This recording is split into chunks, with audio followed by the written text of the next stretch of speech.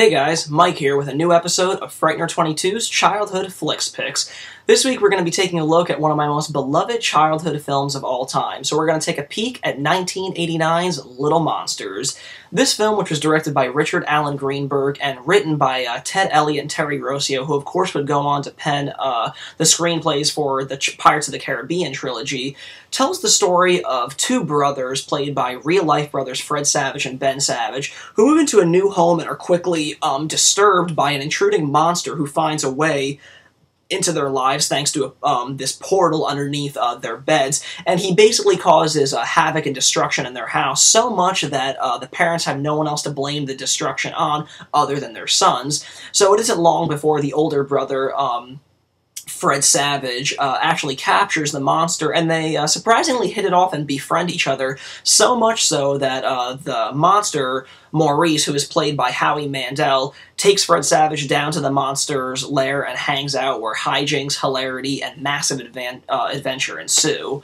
Now, this is a film that speaks so many volumes for me. This was a huge rental for me and my older sister in the early 90s. We would practically drag my parents out of the house every Friday night just to scoop this film up, so I'm sure the video store was probably laughing all the way to the bank, looking at our family's account and just seeing how much money they got from us over the years, thanks to me and my sister begging my parents to, just endlessly rent this video.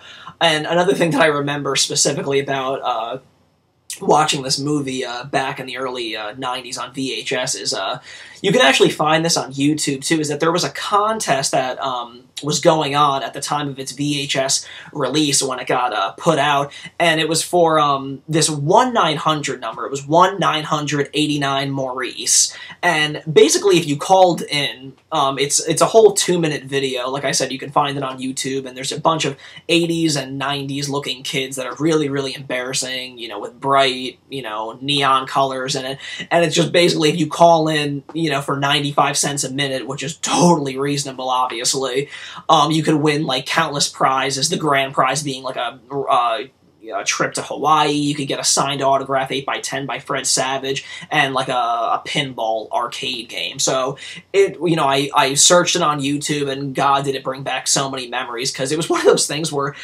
for as many times as we rented the video, we never, like, fast-forwarded that little promo in the beginning. I think we kind of, like, enjoyed singing to the song, as creepy and weird as that sounds, but it just kind of became, like, a staple of renting the Little Monsters that you sat through, the little, like, contest promotion in the beginning. But I think some of those movies had those really cool gimmicks to go with them, but, if you YouTube the video, I would love if they included that as a feature on the pretty bare-bones DVD release, because it really just brings back countless memories for somebody like me who rented this film so much. But this film is just incredible because it really taps in so perfectly to those feelings that we all feel as a kid when we're afraid of the monsters under our bed or the monsters in our closets, and I think that it just it just captures that spirit so well that so many other films may have attempted to do, but just kind of missed the mark. And Little Monsters is a film that captured it perfectly, in my opinion. I think I really understood and really connected with what they were trying to achieve. They pulled it off really well. The cast in this film, like I mentioned before, is headlined by Fred Savage, who of course would go on to star in the classic The Wonder Years, who's he's also accompanied by his younger brother, Ben Savage, who would go on to star in a classic 90s sitcom of his own, being Boy Meets World. They're accompanied by Daniel Stern, who plays their father, and of course Daniel Stern and Fred Savage have a Wonder Years connection there, because Fred Savage played Kevin Arnold in The Wonder Years, while Daniel Stern played the narrator of older Kevin in The Wonder Years. So that's really cool. And of course, the cast is rounded out by Howie Mandel, who you can't even practically tell it's him, but he plays the monster Maurice, who Fred Savage's character befriends. So it's a cool thing. Of course, the monsters cause chaos no matter where they go, so they're responsible, as Maurice puts it, as the reason why brothers hate their sisters and what have you.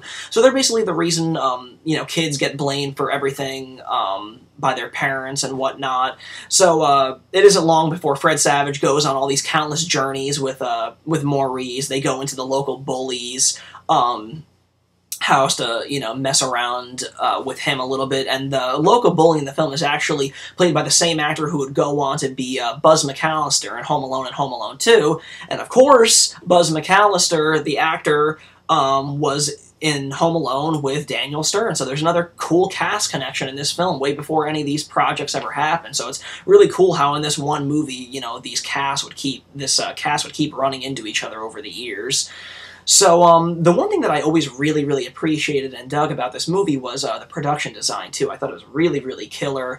The monster's lair is just, you know, endless staircases and ladders and stuff to get into all the other kids' houses all across the world. So it's really like a blend between, like, Halloween Town from Nightmare Before Christmas and Monsters Inc., kind of with the closet doors everywhere. It's kind of, it's like a cool blending of those two worlds put together. It looks really, really cool and just really, really imaginative. I really dug that.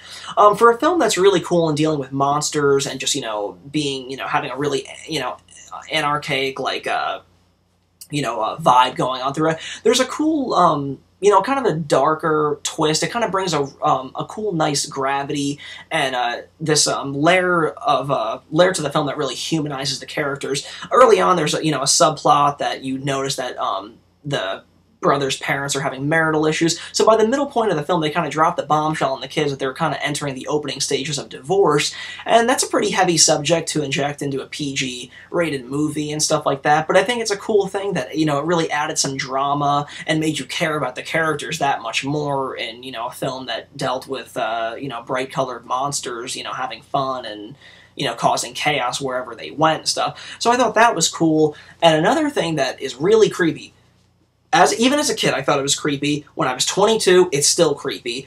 The villains in this film, while you might not even realize that there actually are villains in this film because they're kind of just mentioned in passing, so if you're not paying attention, you won't even know there's a villain until the third act, but he's played by Frank Whaley, who would play Brett in 1994's Pulp Fiction. And he plays the main villain, Boy, who's basically, he runs the underworld of where the monsters inhabit, and he is this pale-looking schoolboy dressed in a schoolboy outfit, and he has, like a henchman by the name of Snick, who's this really, you know, hunchbacked, disgusting, grotesque character, but Boy is just really, really creepy. Anytime he comes up on the screen, there's this really eerie Jack-in-the-Box music playing, and he's really has this really grotesque and scary-looking monster makeup underneath the real Boy face. So I always thought that was really, really creepy, but it served the movie because it's a film that can be really fun and lighthearted, but at other times it doesn't, you know, it doesn't talk down to kids. There are some very dark-natured things in this film, which I really liked. It was very Roald Dahl-esque in that sense. So I really have always appreciated that film, that about the film over time. The soundtrack is killer. It's late 80s, so you get nothing but synth pop, and there's a magnificent song in the scene where Fred Savage is waiting for Maurice to come visit him on the second night, and there's this song called Magic of the Night played by Billy Hughes. It was never put on the soundtrack, and the artist, Billy Hughes, actually passed away in the mid-90s, so the song is virtually impossible, so the only way you can possibly hear it is if you keep, you know, watching that scene again over and over on the DVD. It's an awesome song. There's actually, if you research it, there's a whole slew of people on message boards that, like, want that song more than any other song on the soundtrack, so it's a killer jam, so check it out. But this is a film that just really, really stuck with me. I really dug it so much as a kid, and I think that it's really just gone so underrated, you know, over the 20 years since its original debut, and it's a shame because, like I mentioned earlier, it's totally a film that belongs to be, you know, in the same category and spoken in the same sentence as such films as The Goonie and The Monster Squad. I really think that it's that, you know, that great of a film. You know, it packs the hilarity, the dark nature, and of course, you know, things that kids, you know, all kids love when, you know, they're that young. Monsters. Who doesn't love monsters, right? So, you know, you can pick this movie up for like $10 or less, and I would really recommend checking it out because it's really that fun of a film. I mean, I've loved it for 20 years, and I'm going to go on loving it for another 20. So absolutely check this film out. It's a killer film, guys. Well, thanks again for tuning in to Frightener 22's Childhood Flix Picks, and I'll see you guys next Wednesday with another review. Thanks again for tuning in. This is Frightener 22.